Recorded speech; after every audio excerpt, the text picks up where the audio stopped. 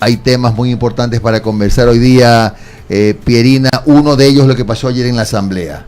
Por primera vez en muchos años, su partido, la Revolución Ciudadana, ha quedado marginado absolutamente de todas las comisiones, seguramente por el voto de oposición a la designación de las nuevas autoridades. ¿Ustedes ya esperaban esto o bueno, les tomó por sorpresa no haber perdido todos sus espacios? ¿Cómo están? Muy buenos días y antes que nada muchísimas gracias por la oportunidad, primero de compartir, que como les decía fuera de micrófonos, con estos viejos, con algunos fantasmas de mi pasado, no dije viejos, porque decir viejo es un poquito escupir para arriba, porque sí, aunque me veo mejor que todos ustedes, pero obvio. No, realmente un gusto estar aquí con este panel. Y mira, estrictamente hablando, sí se buscaba, como siempre, cuando hay la pausa a mitad del periodo, buscar opciones de integrar o de presidir las diferentes comisiones al interior de la Asamblea, pero ¿por qué no lo ves como una estrategia también? Yeah. La Asamblea actual, y la verdad es que muchos otros organismos e instituciones a lo largo de estos 2 años de desgobierno, han sufrido un desgaste tremendo, han perdido credibilidad completamente y cuando hablas de ellas hablas de desinstitución en lugar de instituciones.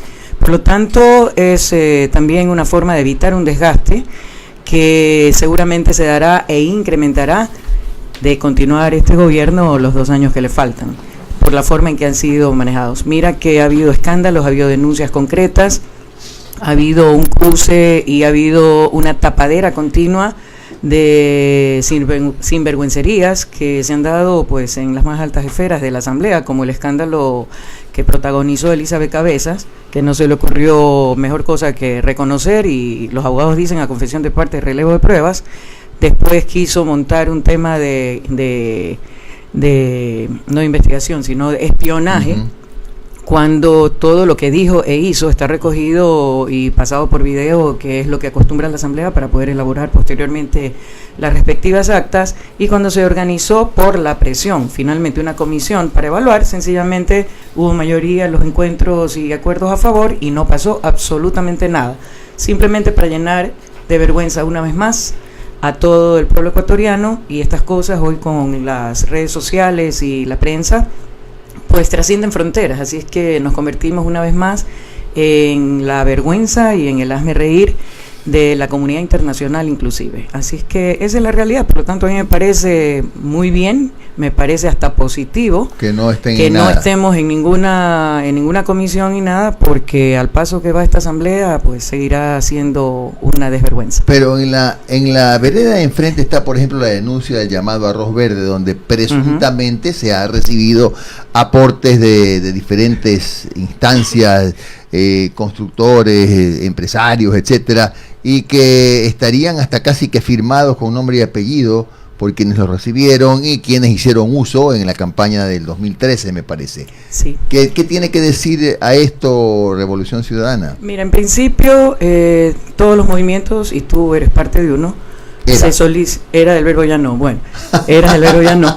Pero todos los movimientos y partidos no pueden subsistir solamente con el aporte de sus coidearios y sus adherentes. Por lo tanto, siempre hay la práctica de pedir, sobre todo en épocas de campaña, aportaciones. El problema no es el haber pedido las aportaciones, quieren armar todo un tema por quienes aportaron, ¿ya? Y implicando que fue a cambio, tipo coimas, ¿no? A cambio de prebendas, exacto.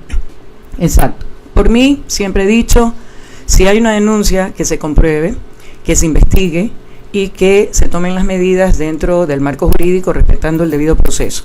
¿Cuál es el problema? El problema es que la justicia no es como se la representa, con una balanza completamente equilibrada y una mujer con una venda en los ojos, implicando una objetividad completa en el análisis de la investigación. Acá tampoco se respeta un principio que es universal, de que todo el mundo es inocente hasta que se compruebe lo contrario. Aquí es al contrario.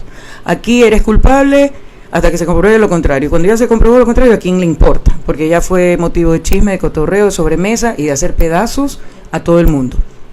La pregunta es, ¿qué agilidad sorprende la agilidad con que inician procesos, investigaciones, inclusive órdenes de prisión. Hay 2 personas detenidas, allanamientos, entre otras cosas, por una denuncia ni siquiera presentada formalmente, sino puesta en un portal sobre pretexto de una investigación, y se actúa inmediatamente. Pero con INAH Papers se han presentado denuncias formales en 3 países, no solo en el Ecuador. Se han presentado pruebas, documentación más que suficiente para abrir una investigación hasta de oficio. Acá hay una denuncia, y ni siquiera habiendo esas denuncias reiteradas de manera pública a través de la Asamblea y de diferentes gestiones, se ha hecho, pero ni el menor intento. O sea, es toda una farsa, dice que a llamar a ciertas investigaciones, pero el pedido puntual que se hace de abrir la cuenta, y ahora ya no es una, ahora aparecieron otras, apareció una en Suiza también, a nombre de la esposa del actual presidente. Entonces, ¿por qué ahí no se ha actuado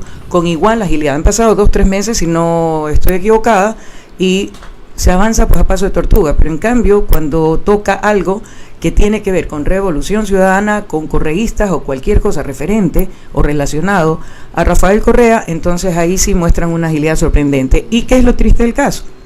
Que todos se lo quieren endosar, que ahora casi que Pamela Martínez estaba sentada todos los días al lado de Rafael en el despacho presidencial, ni siquiera trabajaba en el mismo edificio. Y pues para quienes manejan una empresa, una institución, peor aún la presidencia de la República, tú has sido prefecto, así que sabrás de lo que hablo, uno no puede controlar absolutamente todo. Existe la figura de la delegación justamente, y en la delegación se deposita la confianza. Entonces, si bien uno puede ser titular de una institución, en este caso del Estado ecuatoriano, el gobierno ecuatoriano, tampoco pueden endosarle absolutamente todas las cosas. Ojo, yo soy partidaria de que todo el mundo se responsabilice por lo que dice y lo que hace. Sí. Pierina, no lo afirmo, solo lo comento y lo pregunto más bien. ¿Equivale a decir que la Fiscalía está a las órdenes de la Presidencia de la República? A ver, de la Presidencia, la duda ofende. ¿Por qué? Porque veamos todo el proceso, y no solamente la Fiscalía, todos los organismos del Estado que tienen que ver con control y aplicación de la justicia. ¿Qué pasa? Miremos el proceso de elección y designación de la fiscal actual. El 10/20 ha dado la vuelta al mundo, y eso en mi tierra, en mi tiempo, no daba pero ni para supletorio, ni para quedarse para abril, pues. ¿Me explico? Sin embargo, la máxima autoridad para impartir justicia en este país tiene una nota mediocre, y si ven la sustentación de la parte oral, gagueó, se contradijo, pensó, repensó, avanzó, retrocedió. Entonces, perdóname, ¿qué tipo de garantía es esa formación si está dando ante un tribunal? O sea, ¿cómo un examen?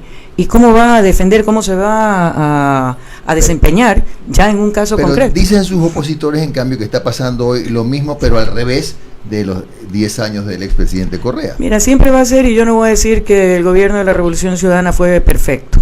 Con todos sus errores y aciertos, si hacemos un análisis objetivo de los 10 años de Revolución Ciudadana, el saldo es completamente positivo. Nuevamente, con errores y aciertos, porque somos humanos, somos imperfectos, pero se avanzó mucho. Por primera vez el Ecuador estaba en el mapa del mundo, más allá de las Islas Galápagos y la selección de fútbol, y se avanzó muchísimo. Hay muchas cosas que no se saben, hay muchas cosas que no se hacen públicas a pesar de saberlas, y es que en más de un caso, por ejemplo, la reforma educativa que se hizo en este país es un referente para países como Perú, en la región, y como Francia, país del primer mundo altamente industrializado y uno de los más estables y desarrollados de la Unión Europea. Pierina Correa, usted siempre ha sido frontal, y en los años en que gobernó el presidente Rafael Correa, también inclusive hubo hasta diferencias con algunos funcionarios de ese gobierno, lo recuerdo perfectamente.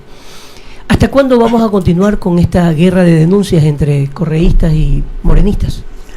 Mira, yo creo que se entra en un ciclo desagradable por completo. Yo creo que, como dije, no ha sido perfecto el gobierno de la Revolución Ciudadana, pero el saldo es positivo, se avanzó muchísimo. En estos 10 años de revolución se avanzó muchísimo en comparación a todos los años previos, a partir de que se retomó la democracia en el país. Y hagamos una comparación pues con los 2 años que recién se van a cumplir el 24 de mayo de este año. Un retroceso, una destrucción. ¿Y a quién le hacen daño? A Rafael. No, al pueblo ecuatoriano. El problema es ese. O sea, llevan la reacción hepática, el odio visceral, por dañar a personas, terminan dañando al país, terminan dañando todo lo que se construyó. Que no te gusta su estilo, está bien. En cualquier grupo humano hay diferencias de estilo, de discurso, de actitud. No siempre nos caemos todos bien, no siempre nos caemos todos mal.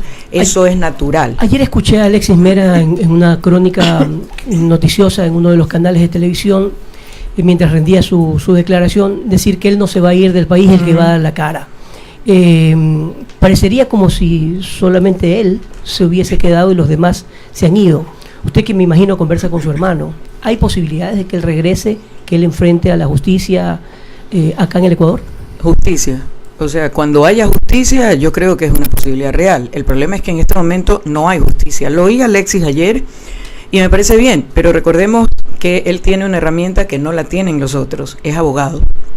Por lo tanto, seguramente tendrá mejores formas de enfrentar la situación. Fue el abogado de su hermano, fue el abogado siempre del sí, ya sé, y ahorita con los 24 casos que tiene más de un abogado, lastimosamente, porque cada día le montan un caso nuevo, sin sustento, patrañas, pero simplemente, nuevamente, con la visceralidad de un odio, cuya finalidad es justamente mantenerlo fuera del país. Cuando vino Rafael a hacer campaña para la consulta popular, fue clarísimo, hasta para el más ciego, que su capacidad de liderazgo, su fuerza de convocatoria era tan grande que él solo contra el resto del país, porque acordémonos que esa consulta fue nosotros contra todo el resto de movimientos y partidos aliados, y sin embargo mira los resultados. Por eso la decisión fue mantenerlo fuera del país. La consulta popular, ilegal, ilegítima e inconstitucional, dicho así en un informe de 82 páginas ya presentado y que nadie le parabola, también lo señala de esa manera. Le aplican una ley de manera retroactiva, se inventan una disposición de manera retroactiva en el único país del mundo, somos el país de Ripley. Entonces, el que no quiera ver que es una persecución política, nuevamente, pero tenemos muestras. Glass, mira, si es inocente o culpable, nuevamente, que se hagan los debidos procesos, pero hasta aquí no le han presentado un solo documento y está preso. Y él decidió quedarse y pidió que se le levantara la inmunidad para justamente enfrentar, porque creyó que iba a ser un proceso justo, un proceso serio, un proceso objetivo. ¿Y qué pasó? Lleva más de año y medio detenido. Entonces, ¿qué sucede? Que desafortunadamente en el país, ¿a qué conclusión se llega? Que estás en mejores condiciones de defenderte si estás afuera, porque aquí te meten preso. Y luego vendrá la presión para tratar de conseguir una declaración falsa para que salpiques a otros, involucres a otros y de esa manera conseguir sus objetivos. Arquitecta, recordando que Pierina Correa ha sido 2 veces candidata a prefecta, fue presidenta de la Federación Deportiva del Guayas, y a propósito preguntan algunos oyentes y televidentes, porque ahora nos ven. Paco López Valdés pregunta, esto se transmite en vivo. Paco López Valdés pregunta si va a ser candidata a la Asamblea Nacional. Mira, yo nunca he sido, o sea, soy parte de un proceso, soy fundadora de lo que fue en su momento Alianza País, pero nunca mi intención ha sido buscar candidaturas. Las ocasiones en que he participado ha sido porque lo he conversado con mi hermano y él ha dicho, ayúdame en esta parte, en esta posición o en esta otra. Tengo más de 14, 15 campañas a mi haber y he sido candidata en 3 ocasiones, así que ahí tienen ustedes un balance que grafica mejor el tema. Si consideran más adelante, yo creo que es un poco precipitado estar pensando en candidaturas en este momento, más allá de que siempre hay la posibilidad de que se adelanten las elecciones por el panorama político, creo que saldremos de dudas el 24 de mayo, estaré donde me necesiten. O sea, no estoy buscando, yo creo que cuando uno es parte de un movimiento o partido, de un proyecto, tiene que sumar esfuerzos para alcanzar las metas que se ha propuesto ese proyecto y no siempre se las hace, si no, todos seríamos candidatos. Un punto de orden, para que vaya ensayándolo para la Asamblea. Usted dijo que el 24 de mayo se va a saber si termina o no el periodo, si hay o no adelanto de elecciones. ¿Por qué? Porque se corren muchos rumores. Lenín Moreno en su momento, por eso digo, el 24 de mayo saldremos de dudas. Porque Gustavo Larrea acaba de decir que eso es falso, ¿no? Decía hace pocos instantes en una entrevista que nos dio él. El 24 de mayo. Lo del 24. A ver, el 24 se cumplen 2 años de este gobierno y procede el discurso de rigor en la Asamblea del presidente de la República.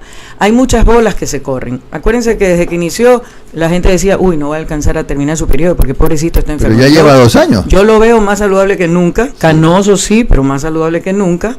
Así es que obviamente tiene su condición y es una realidad.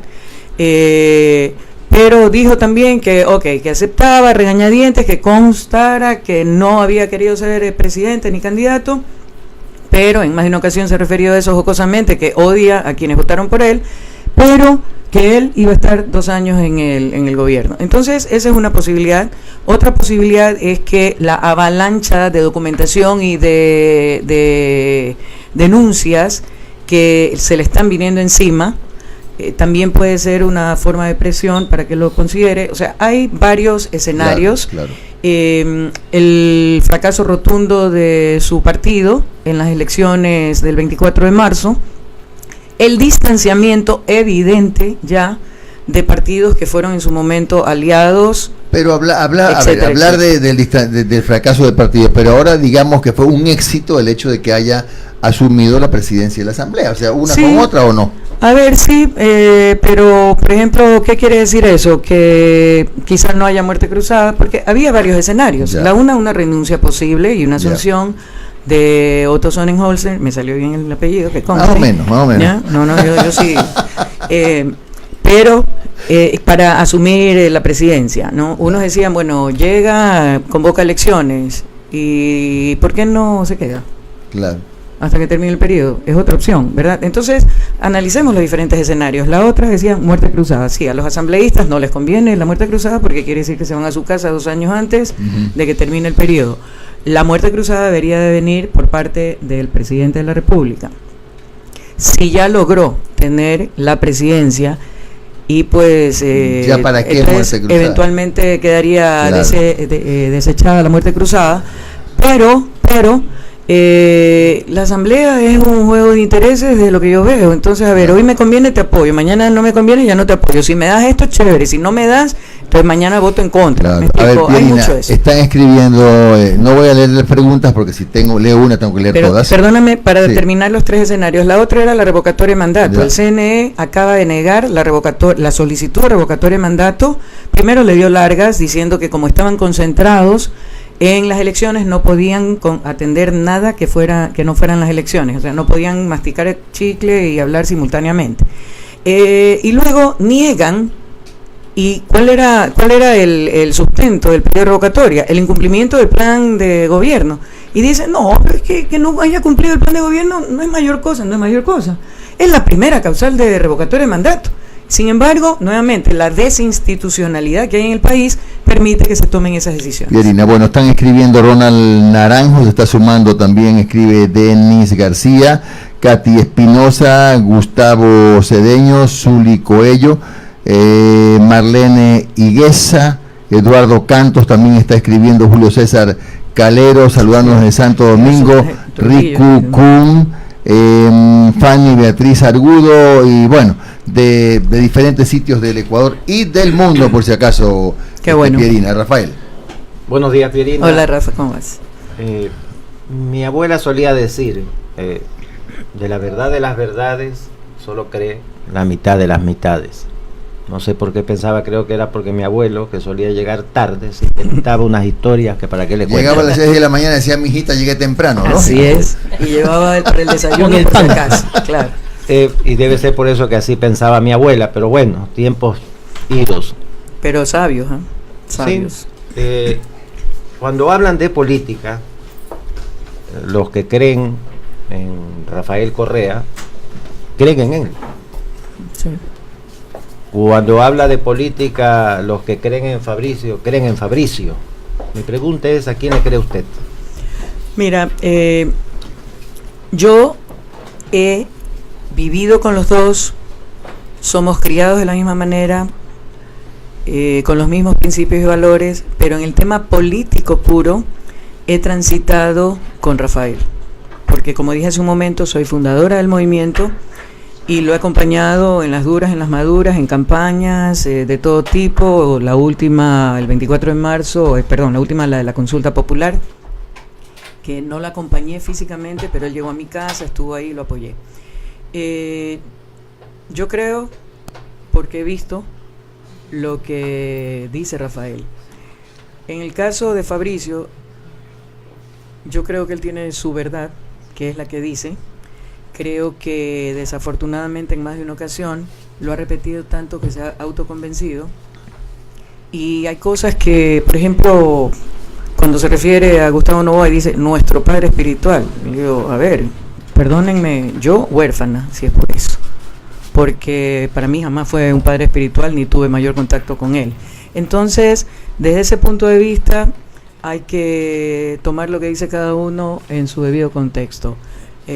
Rafael fue muy enfático, acabo de llegar a Europa, he conversado con él y ha dicho claramente que cuando le dijeron de quién se trataba, porque por ejemplo Fabricio dice que hasta viajó en el avión de Odebrecht. Rafael me dice que cuando le dijeron de quién se trataba, rehusó subirse al avión y rehusó tener cualquier contacto con él. Yo le he preguntado cosas, por ejemplo, bueno, ¿por qué se le permitió volver al país y ya se lo había expulsado? Entonces, porque remedió lo que había hecho, arregló lo que había incumplido, cumplió lo que estaba pendiente y por eso se le permitió volver a participar. Además de que, pues, una constructora grande y todo. Pero respecto de eso, es difícil escoger entre hermanos. Me toca a mí caminar por el filo de la navaja, porque los quiero a los dos.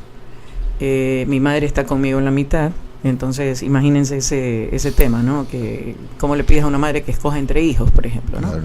Imposible.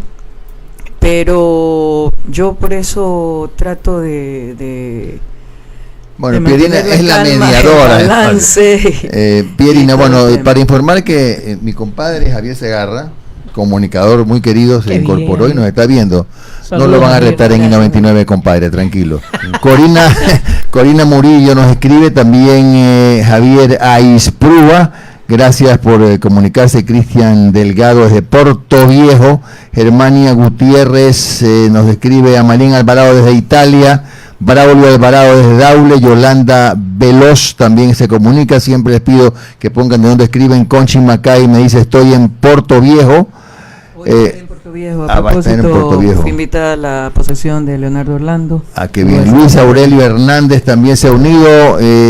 Corina Murillo se comunica con nosotros. Y bueno, gracias a todos los que se han sumado. Le damos la bienvenida a Luisa Delgadillo. Tiene una pregunta, porque gracias. La veo que ya Luisa, se láncese, doña Luisa. Con todos buenos días. Tiene chance para dos preguntas. Sí. Qué lujo de panel, qué chévere. Arquitecta, qué gusto verla nuevamente. Igualmente. Bienvenida también de mi parte. La escuchaba pues y coincido con usted. Una cosa son los temas políticos y otra cosa son los temas personales o la relación personal en familia y más aún entre hermanos. Yo le quiero preguntar algo y no sé si tal vez ya lo hicieron antes aquí, mientras yo estoy en el canal al aire, aquí ya está el programa en vivo también, pero hace pocas semanas, creo que fue la semana anterior, estuvo aquí su hermano Fabricio y anunció que él iba a ser candidato a la presidencia de la República, que tenía en mente seriamente candidatizarse. Usted se ubicó en un respetable lugar dentro de la preferencia electoral como candidata a la prefectura del Guayas. Y muchos se preguntan si después de esa experiencia electoral, ¿verdad?, si usted va a seguir o no haciendo política activa y si a propósito de ese anuncio que hizo su hermano Fabricio Correa de que él sería candidato a la presidencia de la República en el 2021, quería preguntarle si usted iba a propósito a respaldar esa candidatura y si sería candidata a algo, ¿verdad? No sé, a la asamblea o participaría con él activamente en política. A ver, esta pregunta ya me la hicieron hace tiempo cuando empezaron los problemas porque las diferencias, para información, tristemente tengo que decirlo, no es tongo, no es cuento, existe una ruptura familiar entre mis dos hermanos, y aparentemente por los niveles a los que ha llegado irreconciliable, por lo menos en el larguísimo plazo. Luego me han preguntado, bueno, y si se lanza, porque no es la primera vez que anuncia Fabricio una posible candidatura, pero lo volvió a hacer aquí al inicio de nuestro programa, y para la elección del 24 de marzo dijo que le habían propuesto participar, pero que él había dicho que no, que esperen, que había desistido por ese momento. Así es. Entonces, ¿qué es lo que yo he contestado? Primero, él, en goce de sus derechos constitucionales, tiene el derecho de elegir y ser elegido. A la candidatura, proponer su nombre a la candidatura que tenga bien considerar. ¿Y usted no lo respaldaría? Si tiene el respaldo, en buena hora. ¿Y el suyo? Yo contesté hace tiempo que soy parte de un proceso y me mantengo dentro de ese proceso. Y ese proceso es liderado por mi hermano Rafael Correa. ¿Usted seguirá en política activamente? Yo, entonces, en principio, seguiría en política, formando a las bases, armando, reestructurando, ayudando a reestructurar el movimiento a partir de toda la fractura que hubo con esto de que nos robaron Alianza País, que estuvimos en el aire con el impedimento de tener movimiento propio, entre otras cosas. Entonces, no se le puede evitar que sea candidato, si él considera que tiene el perfil, en buena hora, y le deseo el mayor de los éxitos. Pero mi línea sigue siendo duro con Rafael. Claro. Sí, pero ya me ha tocado, así es que, y como deportista no rehuyo los retos. Bueno, y además, por último, la situación de ella como hermana, es la hermana. Claro, tiene que estar un poco, claro que sí. Es que uno, total, del mismo cuero salieron las correas. Oiga, y el ánimo de su hermano, Rafael, y el ánimo de su hermano allá en donde se encuentra en Europa, ¿cómo está él anímicamente? Él siempre pendiente del país. Pues la diferencia horaria definitivamente es un factor en contra, porque mientras acá nosotros estamos ya en plena actividad, él está de madrugada. Ahorita sí está pendiente. Sí, está, no, a ver. 8:30, ya son 7 horas más. Claro. No, pero te digo una cosa, sí, ahora en este momento son 7 horas, pero de madrugada tú lo ves contestando a las 3 de la mañana y todo. Entonces, él no se despega del país. Gracias a Dios hay las redes sociales, porque si no sería muchísimo más duro. Su ánimo siempre está en alto. Por supuesto preocupado, porque como digo, tiene que enfrentar 24 juicios ahí que le han montado y todos los días están buscando qué otra cosa sacarle. Muy frustrado y muy molesto por el manejo que se hace de las diferentes instituciones, las arbitrariedades que se vienen haciendo día a día. Las decisiones arbitrarias que toma el Consejo de Participación Ciudadana, la Corte Constitucional, etcétera, etcétera. Entonces, muy enojado con eso, pero a la vez muy firme en sus convicciones, en la seguridad absoluta de que el proyecto país está vigente, que la fuerza que se mostró contra todo pronóstico en estas últimas elecciones le da un claro mensaje de que hay una base fuerte aquí en el país para seguir trabajando a favor de ese proyecto, más allá de que él venga o no. ¿Qué es lo que yo le digo a los militantes? He estado en Europa y me he reunido allá con ellos y se los digo aquí también. A ver, Rafael Correa dio 10 años más 2, porque sigue dándolo, de su vida al 100%, sacrificando tiempo, sueño, comidas, familia, a este país. Creo que es hora que le demos un break y que demostremos, si somos tan revolucionarios como nos solemos llamar, de que ha dejado un buen legado y que nosotros estamos listos para tomar esa batuta, esa posta y seguir trabajando, impulsando el proyecto de la Revolución Ciudadana. Y es una conclusión mía, me equivoqué, me corrige, si no, no me diga nada. La idea es que el partido de Rafael Correa trabaje, despliegue su mejor esfuerzo, se prepare en este rato sin Correa.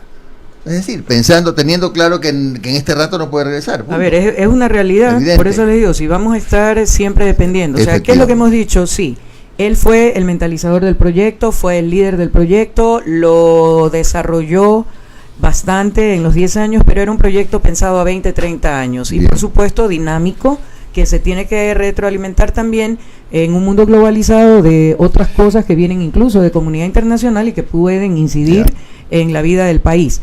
Pero nadie es eterno. Nadie es eterno. Y él, por diversas razones, no puede venir al país. Entonces no podemos seguir cargándole esa exigencia de pensar y de resolver cosas que tendríamos que hacerlo nosotros acá. Es decir, en resumen, perdóname que tenga que cerrar, mi estimada Pierina, la Revolución Ciudadana se saca la correa por un tiempo. Tiene que. ¿Cómo? Aquí estoy yo. Bueno, ya. Entonces cambia de correa. Tú dijiste. Cambia de correa.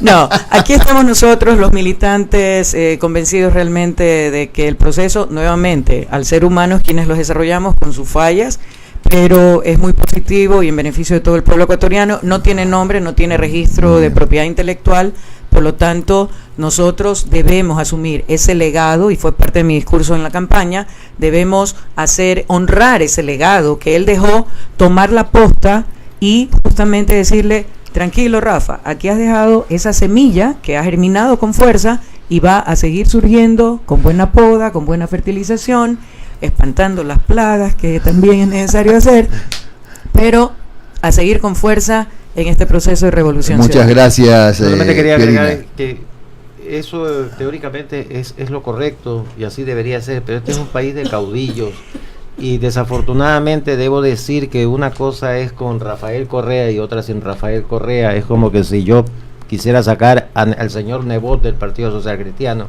otra sería la historia. Eso es así, pero bien, ¿sí?, por cómo usted piensa o ve la política, que debería haber relevos generacionales. Yo lo he dicho, es necesario, o sea, más tarde o más temprano tiene que haberlo, me explico. Ahora tenemos, gracias a Dios, a un Rafael sano, aunque fuera del país, pero ¿y si se hubiera enfermado? Y si Dios no lo quiera, no estuviera ya físicamente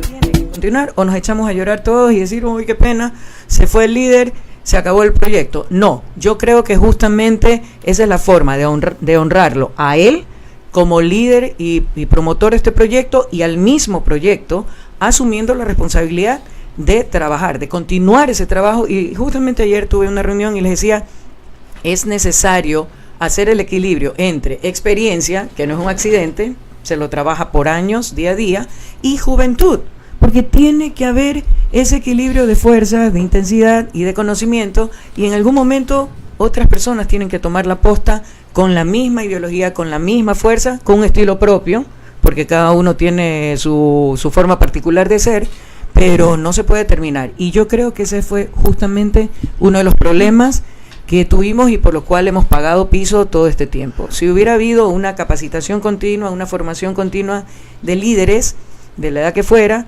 entonces la transición hubiera sido mucho más sencilla. Mucho más amable. Bien, gracias, arquitecta Correa, gracias por su presencia aquí. En Un Café con JJ, de lunes a viernes a partir de las 7:30 hasta las 10 horas por Teleradio 1350 y RTW 24.